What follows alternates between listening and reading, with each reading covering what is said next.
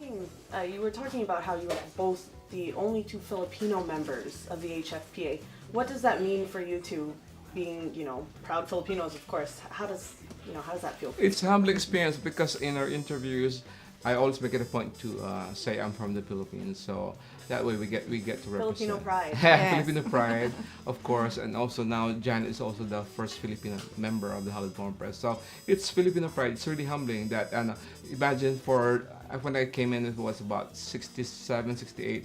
For 67 years, wala silang member na Filipino. So akong naging unang mga member. So in a way, it's a point of pride for all of us. Kasi any ceiling that we break, it's a pride for all of us Filipinos all over the world. Yeah, akong first Filipina journalist in the association. So I was also awarded recently by the Filipino Women's Network as one of the most influential Filipina. Isa yon sa reason kung bakit din na-awardan ako, because I was breaking barriers also for being the first Filipina journalist there in the Hollywood Foreign. So speaking of celebrities, Tito Ruben, your book, My Filipino Connection, The Philippines in Hollywood, kind of chronicles these Filipino celebrities who've made it in Hollywood and beyond Hollywood. What kind of inspired you to put this collection of stories together?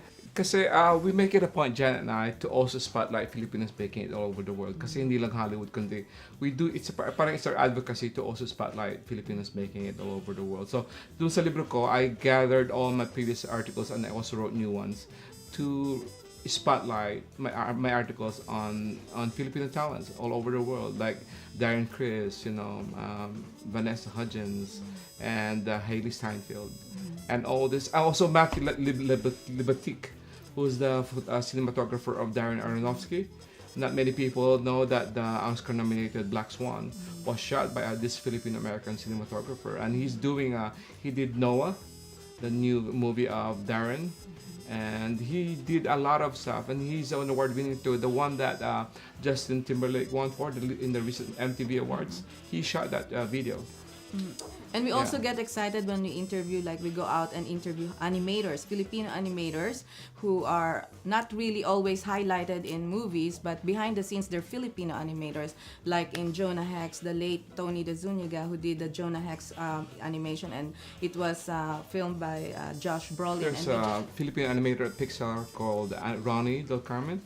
He's co-directing a Pixar film, so I think that's a significant achievement for a Filipino to be co-directing a Pixar film.